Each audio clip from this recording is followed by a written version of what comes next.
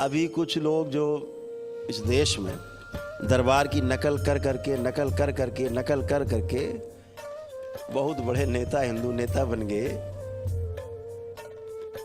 और बड़े भारी तांत्रिक मांत्रिक सब बने घूम रहे। बेचारों को आता कुछ नहीं, धेला भर। आप YouTube के वीडियो उठा के देखोगे शुरू से, तो जो दरबार करता है 4-6 महीने बाद वो वही करने लगते हैं। खास तौर से एक जो देश है बहुत चर्चित है, उनकी बात कर रहा हूँ। वो दरबार की नकल करने में बहुत माहिर है, बहुत माहिर है। आप अपने दरबार के YouTube चैनल को उठा के देखो, जो जो दरबार ने विधियां विकसित की उनकी नकल टीप करने में वो आदमी बहुत अव्वल है। वो लड़का बच्चा है, नकलची बंदर है, नकल करता है। नकल के लिए भी कहा गया अकल की आवश्यकता पड़ती है नहीं, नकल करता है।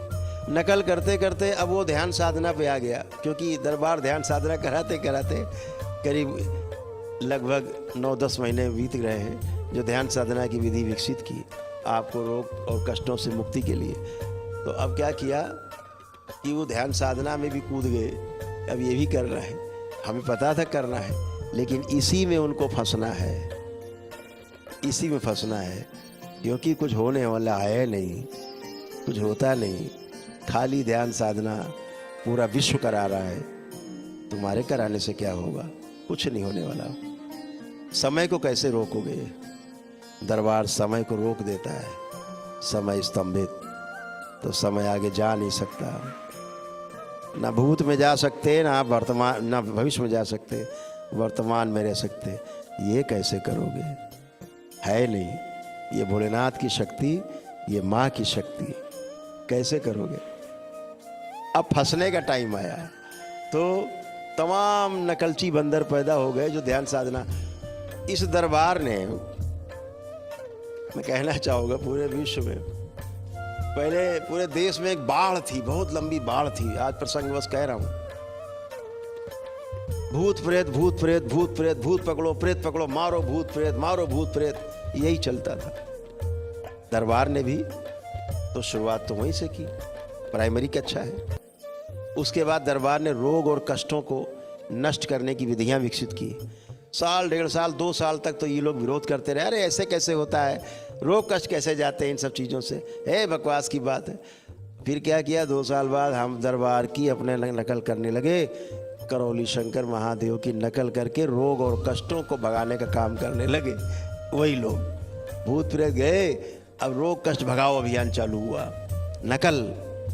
अब दरबार उससे भी आगे निकल गया कि ध्यान और साधना के माध्यम से भी रोग और कष्टों का निवारण होता है। क्षण में होता है, उसी समय होता है। जैसे ही ध्यान साधना करके उठते हैं आप, हल्के फुल्के आनंदित होते हैं, कष्ट जाते हैं, शारीरिक, मानसिक, आध्यात्मिक सभी आपके कष्ट जाते हैं। तो पारिवारिक, सामाजिक और आर्थिक संकट भी दूर होते हैं। आपका पुरुषार्थ जागता है, आपके मनोबल बढ़ता है, आपका आत्मविश्वास बढ़ता है, बुद्धि खुलती है। तो ये सब दरबार ने कराना शुरू किया। तो उसका भी नकलची बंदरों ने इस्तेमाल करना शुरू किया। और यही नहीं, विदेश में जाके बैठ के करने लगे, हो चालू किया, तो नकल करना शुरू किया। तो इस नकल से बचना है।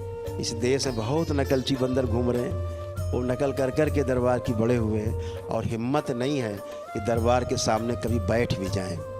ये दुनिया को चैलेंज करने वाले लोग कभी दरबार के सामने 5 मिनट आंख मिला के बैठ भी नहीं सकते, इनकी हैसियत नहीं है।